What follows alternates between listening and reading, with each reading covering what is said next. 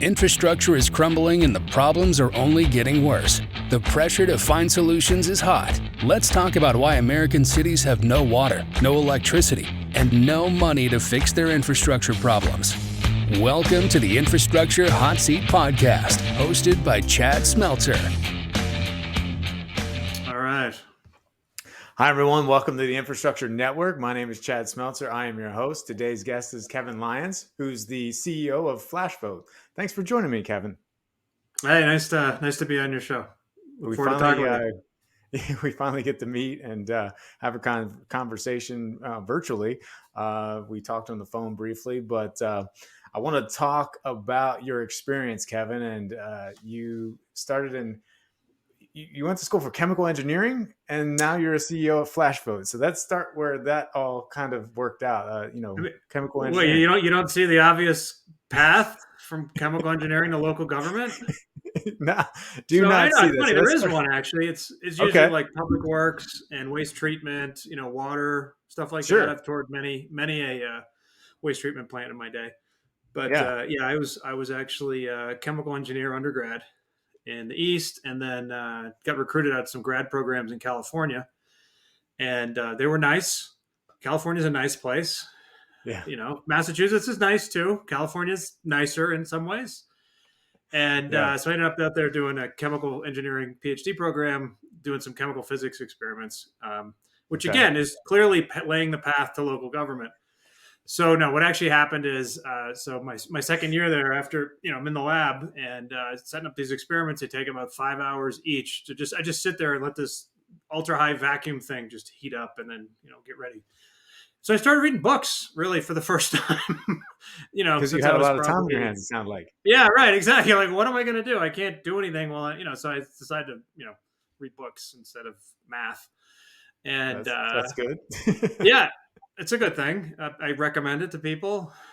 So I actually got really interested in people versus molecules at that point. Started reading sort of some classics in human behavior, back to Adam Smith, even some back to the Greeks, and then moved forward. Was kind of like, wow, this is kind of cool because you can talk to people. You can't talk to molecules and ask them what they're doing. They're really hard to track and find, and kind of like people too. So decided it was a hard choice, but I was like, man, I think I need to switch, from studying molecules to studying people. And so I was fortunate enough to get admitted to a program at Berkeley. It's about a 4-person a year little program, business and public policy, PhD. Huh. And the guy running it was actually a chemical engineer as an undergrad. And he was turned economist. And I never didn't know anything about him other than he called me and said, hey, you got admitted, come meet me for lunch, give you the little tour. And it turns out his name was Oliver Williamson. He's an awesome guy. And he ended up winning the Nobel Prize in economics for governance in 2009, along with Eleanor Ostrom, who is a name who might be more familiar to people in local government. But so I basically had the dumb luck to get, connected with him back in the early 90s.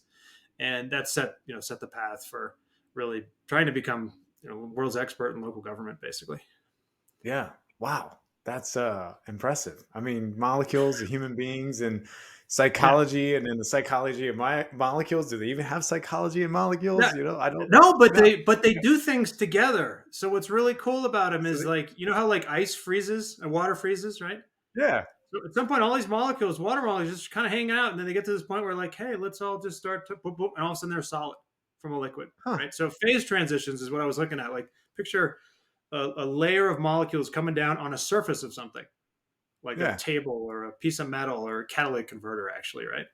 And then at some point they're kind of bouncing around. Then they start to form like maybe like a checkerboard, and then they change, so crystals, all that stuff, super interesting if you're into that. And I was like, what? Complex behavior from basic, simple rules of molecules. And it turns out like there's ways that you can model large scale human institutions that way as well. And so that turned out to be the connection. That was where, at least that's the weird way that my brain was wired to make that transfer. Right. Wow. That's really cool because you're talking about how they collect and gather like a community, right? We're talking about now. We're talking about government or communities. Same thing. People, communities and attract each other. Interact. And they interact. And then you get That's things exactly like what we do. you get things like a golf club or a book Yeah. club or a price or Right. a rule, right? Or a Right. norm, a thing that everyone's doing, or all these things, culture, right? And so Yeah. that's the connection, and understand how Uh, you get good rules and bad rules, and how they form, how they break down. So ultimately, just success modes and failure modes for local government, and communities in general, more broadly. wow. Yeah, that's an interesting connection there. Wow, I've never thought of it that way. So, when did the entrepreneur spirit start with you? After you started understanding Yeah. humans. Well, so my first PhD advisor is this guy who he showed up at Caltech and had tenure in 2.5 years. Like, that's smart. Like, he's one of the smartest people ever. Like, there's way more Nobel Prize winners than people that have done that at Caltech, for example. Okay. So he ends up getting recruited out of his job where he was out earning the chancellor by like $100,000 a year because he had so much research budget, into a startup in Silicon Valley. And the startup was looking at new materials. So how do we find new materials that are stronger, better, more magnetic, whatever it is, like all these properties. Hmm. And so I get a call while I'm in year 2 of my program at Berkeley, and they're like, "Hey, just doing this startup thing. You want to come check it out?" And so I basically got recruited back to my old PhD advisor, who is now the CTO of this company, and into Okay. the startup world. And I met with him, and he said, "Hey, he gave me that very seriously. He's like, if I'd known about this startup thing, I wouldn't have stayed in academics." I was like, "Wow." Right. Because you are Mr. Academic. Like this, there's no one, who was more all in. And so I gave it a shot, actually. So he recruited me, and I took a 3-year leave to work on that. And it was really, really powerful stuff, because instead of just writing about stuff or doing research and putting it out there and hoping that someone maybe finds it useful, Right. you're actually doing things with real people, with real customers. We're working with like GE and Osram and all these big companies. I mean Dow, massive chemical companies, doing research for them and making products better that you then see in the real world. Like Yeah. X-ray. Those digital X-ray machines, like for your dental Oh yeah. thing. Yep. So the better the little phosphor, the absorber of the energy, the Yeah. less energy you need to shoot through your face. And so like that's one of the projects that we worked on to make a more Wow. efficient thing. Blue LEDs, you remember those? Yeah. Blue LEDs, you put a little converter from blue to orange on there, and then you get a white light. So white LEDs I worked on 20 years ago. I mean, it was incredible, like Wow. way ahead of the curve. So Yeah. Now yeah, so that was LEDs are good. So that everywhere. was tempting, and I did it. Yeah. Right. The other thing is, it was Yeah. like blind search through the periodic table, which was Okay. what I was studying at the time, was how do you actually model, choice or decision making under ignorance when you don't know what you're doing. Right. And so that was what we were doing on a very large scale. We were doing 1,000 times as fast, doing 1,000 experiments at a time instead of one, basically, at a time. Wow. So That's really it kind of fit. interesting. It made sense at the time. So It does. Yeah. Periodic table has been around for a yeah, long time. What do you now? I'm curious. The periodic table. What are your thought process on it? Is this how we do science? Is that how we use? Is it just? periodic Do table. people still use it? Yeah, well, the periodic table, absolutely, because it's a model. It's a simplified model of organizing Yeah. how these, how individual atoms will actually interact with each other in a lot of ways, right? Yeah. And so if you're saying, "Hey, I want to make something that looks like this other thing," well, so you might say, "Well, gee, there's it's got rubidium or platinum or iridium in it. So let's try some of those neighbors instead. What happens if we swap in, a slightly bigger atom? Does it change the magnetic characteristics or the electrical characteristics?" This is a time when people are looking for like room temperature superconductors. I don't know if you remember this. Yeah. So basically, no electrical loss. It just blasts right through. And so, yeah, you just start just That's swapping what's in modern. different Yeah. elements. Yeah, and you can just Yeah. see if you make something better. Yeah. That's. What do you think is gonna? I'm probably off topic, but let's go with it. Yeah, AI whatever because it's topic, relevant. whatever you want to talk about. Yeah, no, AI is relevant. I'm thinking about Yeah, this in AI. periodic table. You're talking about molecules. You're talking about AI now, and that's why I was questioning. Like, does anybody still use it? Because I'm assuming that a lot of it's being driven by computers now, where it's all automatically coming out with like, you put in your input and then you get the output, from the computer. So I was just curious on what that Yeah. looks like. Well, that's a really deep question. It turns out, because the argument against what we were doing, people would say, "Oh, you're a monkey. You're doing blind search through the periodic table." Well, no, we're not actually. We're applying both. So Yeah. we're applying the best model we have for, if we make, say, like take a bigger atom. We expect it to do blank, right? Or a Yeah. smaller atom, we expect it to do blank, but we don't know exactly what's going to happen. So we know maybe directionally it might get better in some way. So but there's still so many combinations and so many ratios, 10% 90, 20% 80, whatever you want to do.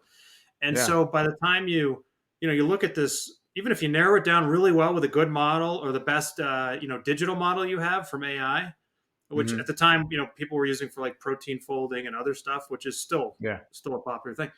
You still got a ton of experiments left to do. You still got to figure out Yeah. what the real world says, or as I like to say, it's a Swiss Army proverb: when the terrain and the map disagree, trust the terrain. Right. So you got to Ooh, do the experiment. Right. At the end of the interesting. day, yeah. My This, advisor used this, to say, we'd be like arguing. Well, what do you think it's going to do? Well, I think it's going to do this. So I think it's going to do this. And he just like walk in on our conversation. Like, why don't you guys just shut the hell up and do the experiment? tell me Right. what you're going to know. That's it. Like That's it. no one's going to win. No one knows until you actually do it in the real world. And Right. that's a mindset that's actually really helpful too, That's especially a good in transition government. in this our startup conversation. Same thing. Mhm. You start something, you develop a business model. You're like, this is what it's going to work, but are people going to buy it? Are people going to buy it? That's what I've been told my whole life. Or sell something people are going to buy. That they want, That's right? Versus very make something similar. people want. That's right. Make people And something want. Yeah. yeah, Same thing with like your experiments, and then how does that did it work?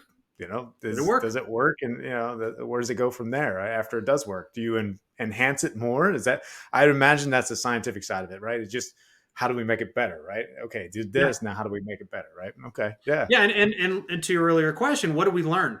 Right? Did we learn Yeah. another maybe modeling trick where we learned, oh, if we do this, it does this. So if we do more of this, maybe we can actually, right? So it's Yeah. just a continuous explanation building, better understanding, better explanations. That's what science really is. Very similar to entrepreneurship, but different. I mean, it's science and entrepreneur, but you think about it, you keep testing, like pivoting. You got to pivot your business. You got to do these things. Yeah, You have all these processes, right?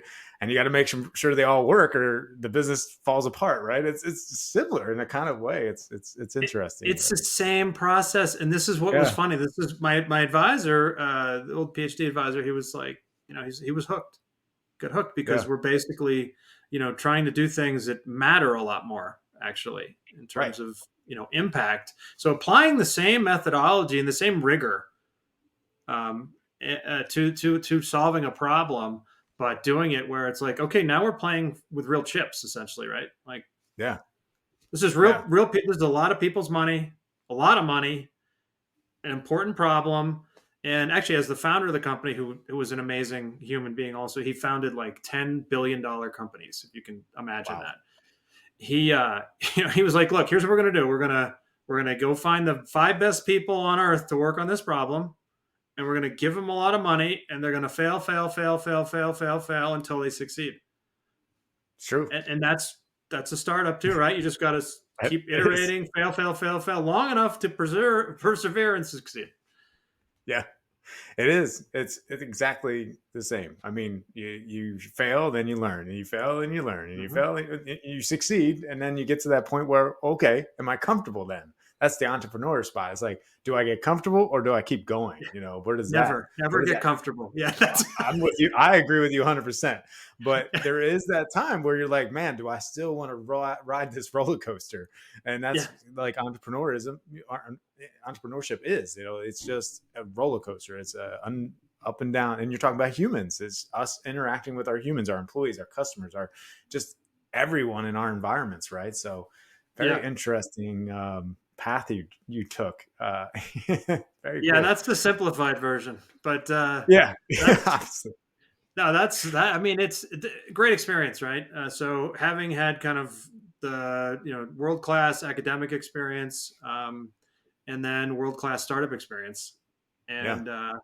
and then go out and do my first startup on my own, and of course it's not world class, it's terrible, right? It's by comparison, it's bad on all fronts. This was like the late '90s, Yeah. That's when you learned, because now you're the one responsible for everything, right? You're not just second Yeah. guessing. You're not just, thinking, oh, this would be great if we did this. Would it? Like, Yeah. again, do people actually want this? Will they buy it now?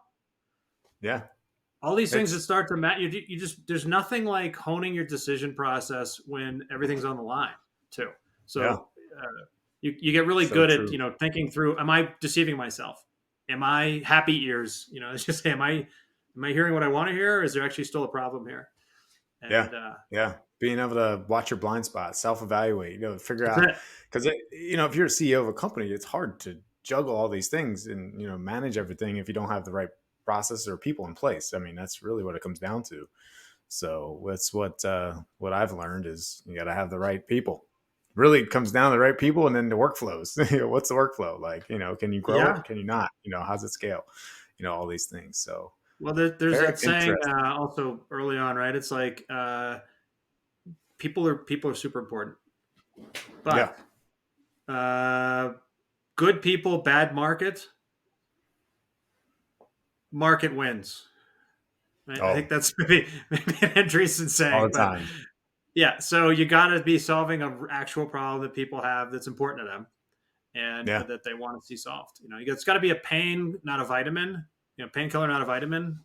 Right. And ideally, like, I'm also not a fan of selling candy. Things that you might want to buy, but you probably shouldn't. They're not actually solving your problem, or they're creating other They're bad for your problems. So teeth. Right. yeah, exactly. No, it's you candy, vitamin, or painkiller. That's basically, where are you? What are you actually selling? And Yeah. Good point. Yeah. Very good point. So leads us into flash vote. Yeah. yeah. Where did that come from? Obviously out of the entrepreneurship, but where did the idea come from? How did you decide that was your entrepreneur path of like curing that problem? Well, so when I left the chemical engineering program, first, as I say, like the first grad school experience, like I'm there to get a job, basically, right? Hmm. And my second one was actually there to get a bunch of answers.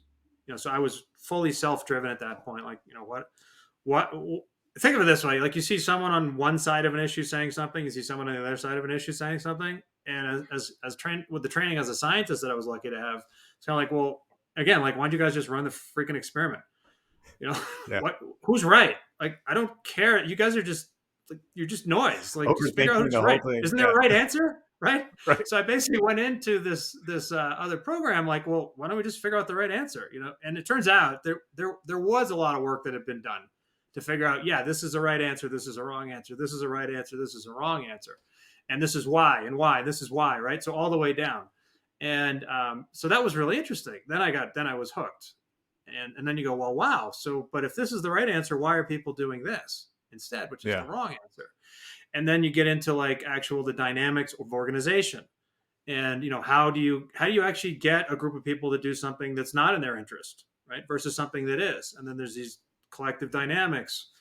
You probably heard of like a prisoner's dilemma, where you have these two prisoners that have been arrested, and if neither one of them talks, they both go free, right? Yeah. But if either one of them talks, the guy that talks gets a better deal. The guy that doesn't gets the full mega sentence, right? Yeah. Okay. And of course, if Yeah. they both talk, they're both screwed. And so that's a It's classic true. example of where, yeah, obviously you can see it's in there as well. Geez, why don't they just not both talk? Well, because they don't know that the other person's going to talk. So how do you get some Yeah. kind of institution where they can, credibly commit themselves to not talking, so that they end up with the great thing? And this has applications to things. Tragedy of the commons is another classic. People, So well, I'm going to add my sheep to the grazing field, just my one sheep, yeah. no biggie. Everyone does that together. All of a sudden, the grass dies and the field's dead. In this, or in the first case, they're both in jail. Maybe that's a good thing, by the way, for society to have structures like that in some case, and not in the second case. Yeah. So yeah, so getting into all that and understanding, not just, oh, well, this is a mistake. Well, yeah, but why is that mistake? It's not just, well, we shouldn't be doing that. Well, no, but we are. So why are we doing that? Because unless you solve the why we're making the mistake right now, saying that it's a mistake or saying we should change it is worthless. So Right. ultimately, that led to a kind of interesting conclusion, which is which I've been sharing with a lot of city managers, to get their take, and they go, yeah, that's completely right. So everything in local government is basically a solved problem, right? Yeah. That's an aggressive statement. but it's plausible at least. And I can actually point you to things where like, yeah, this has been solved. Anything anyone's ever seen has been solved somewhere. But here's what's not solved.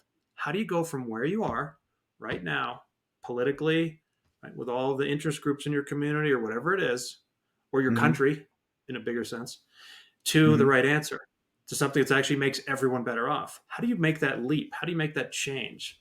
And that's actually where, Flash Vote and other tools come in, because a lot of times you have a noisy group that's essentially holding a community hostage, by dominating the public meetings, bullying, influencing, right?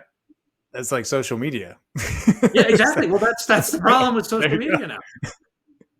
Basically, I've had people, they say, hey, I wish we never created this platform for, the crazy people in my community.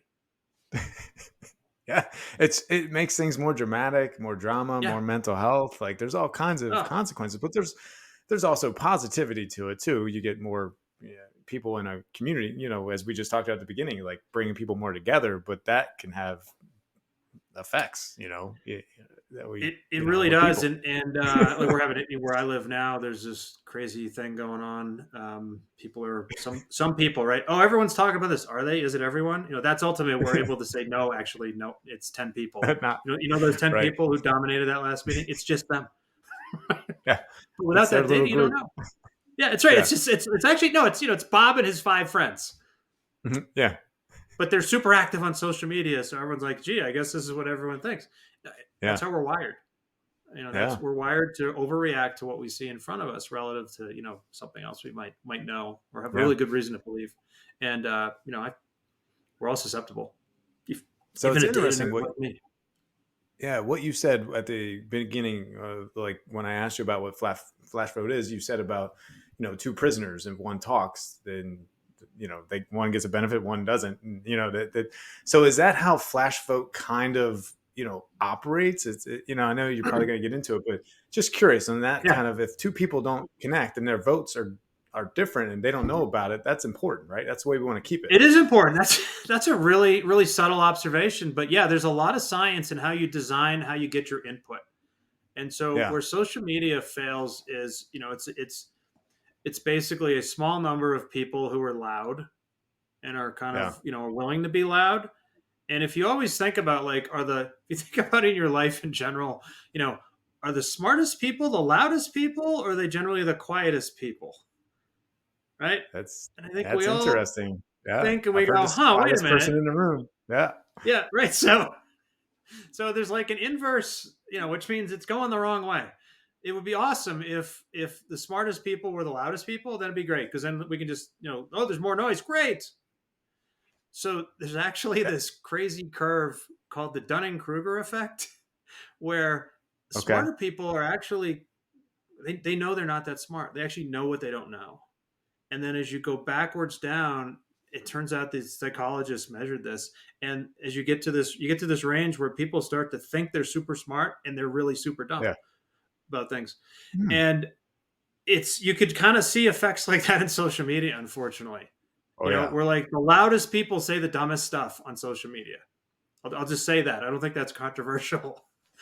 But that's also, of course, once you go to a clickbait media.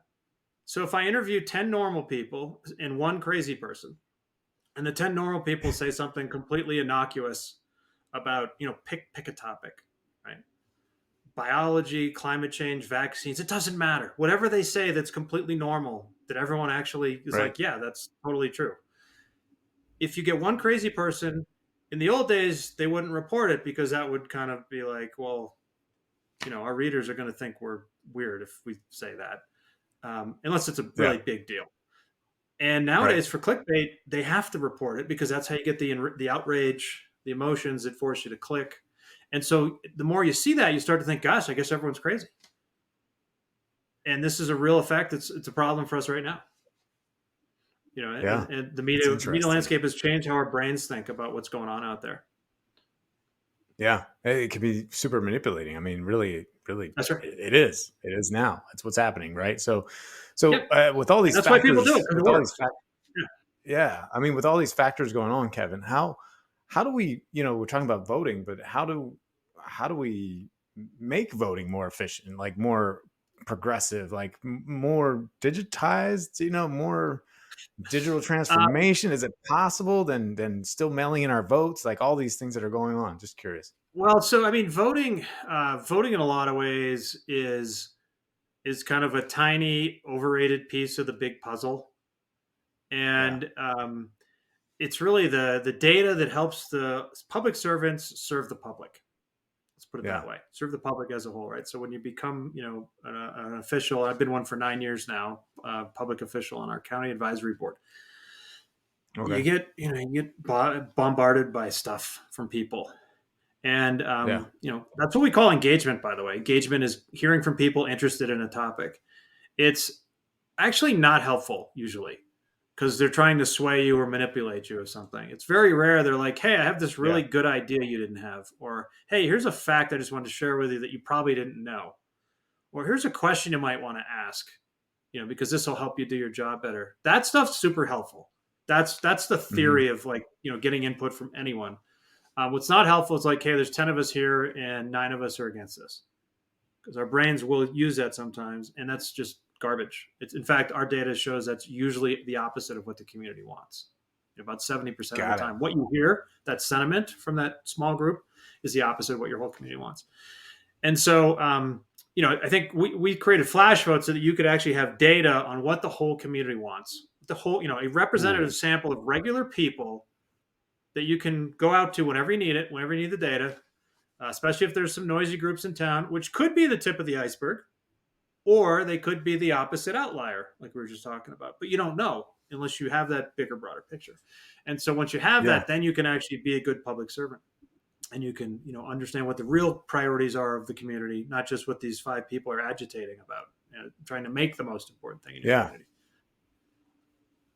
Yeah, that's that. I'm getting it now. I didn't really know what flash vote was until now. Like you and I talking now, it makes a lot of sense because councils just need a better gauge on what's going on in their communities, and I think that's where Mm-hmm. you're talking about making a huge difference with flash vote, right? It's knowing what the constituents want Yep. versus what the leaders actually want, and then that will ultimately help them, right? I mean, you're engaging your constituents, right? You're understanding more about them because you're providing that information, right, on flash vote, and Yeah. they're getting more data really about what the constituents want Well, versus them I making a mean, judgmental opinion. Go ahead. or like you said, doing what they want to do, right there. And it's a cheat code for reelection. If you actually do your Yeah. job, yeah, it turns out people will appreciate that. And when you do those things that the noisy few want you to do, well, you're actually pissing off your whole community, and you don't know it. And Yeah. people will get removed from office for doing stuff like that eventually. Um, but yeah, Mm. I mean, the bigger challenge is how do you tighten that link? So it's funny you use the word leaders, right? And journalists use it all the time, but we don't actually elect leaders; we elect servants. And we select Mm. people. They're in the top of the org chart, and then they win their election and they go down a box. Congratulations, you competed Yeah. for a demotion and you won.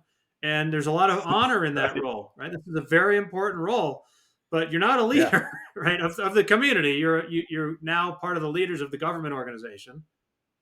But there's a lot of That's confusion about that, and that's what leads to that like mayoritis ego problem sometimes, where people think, oh well, I yeah. got elected to do what I want to do. No, you didn't. You got elected to serve the public as a whole. And it doesn't matter who voted for you or how you got the job. By the way, you could have been appointed. You could have run unopposed. You could have run against an idiot. Like, it doesn't matter. Like, none of that matters. You have the job now. And that's the transition from campaigning to governing that's really challenging for people, too, because, they don't know the difference. Why would they?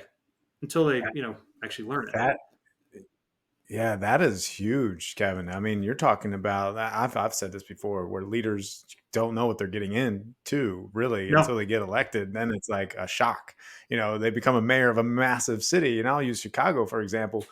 You're electing people within the community that have no idea how to run businesses, never had that experience, never had those things in life that it really does take when you're in a government, let's say a mayor position, right? You're running a business. It's not really, but you're serving your constituents are your customers, first of all. that I don't, like you said, they don't really get that because it becomes a power thing, right?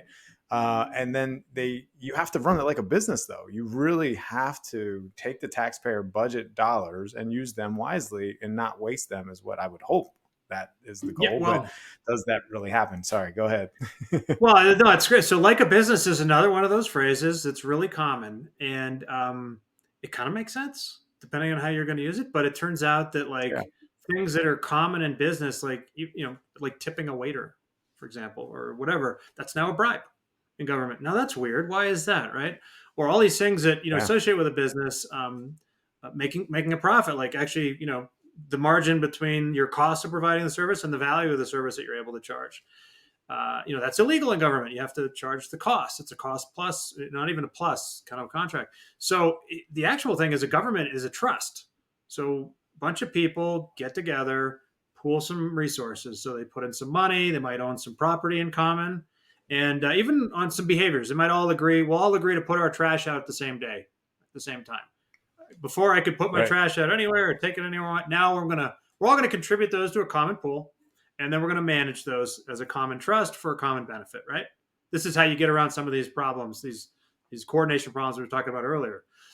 But now you have to assign people to manage that, and then you have to supervise them, and that's why the large group of people now has to assign a group of people to be their representatives to act as the public. So that's how we get the elected officials, and now they have to supervise the people that they further delegate responsibility for, like a city manager or administrator, and then the staff under that, right? And then you have this whole thing that's basically the whole point of this is to create some public value with some public resources. And that's, the trust is a really high standard of a duty, fiduciary duty to those people who have contributed and to the beneficiaries. Right. And so there's a lot of good instincts we actually have from life that apply. Like if 10,000 people all pitch in $5 to buy pizza, and now your job is to get the pizza, are you allowed to order the pizza you want, the toppings? No. You'd Shouldn't be a be. jerk. No, you're not. Well, no, yeah, that's right. Like, would they react well to that? Right? Would they fire you? Would they? It's not gonna be what they want.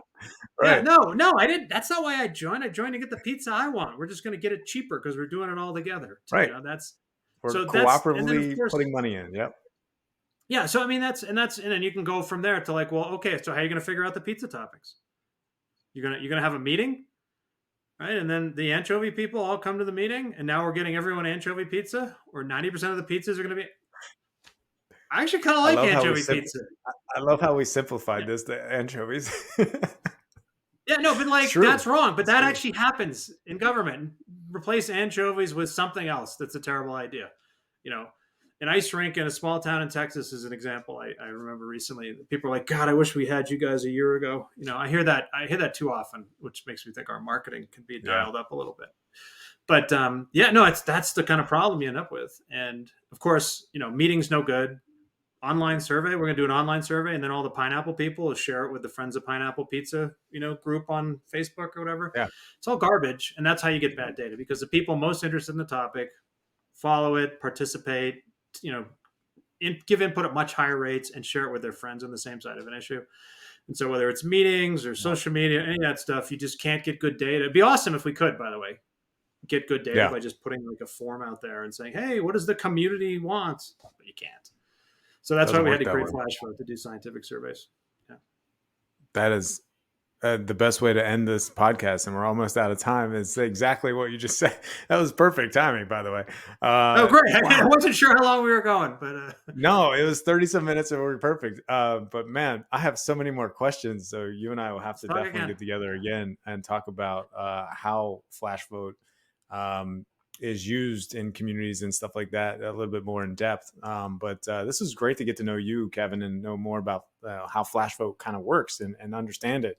And I get it now. It's a great source for, government officials that have been elected to understand what the constituents want, right? I mean, that's really what it comes down to.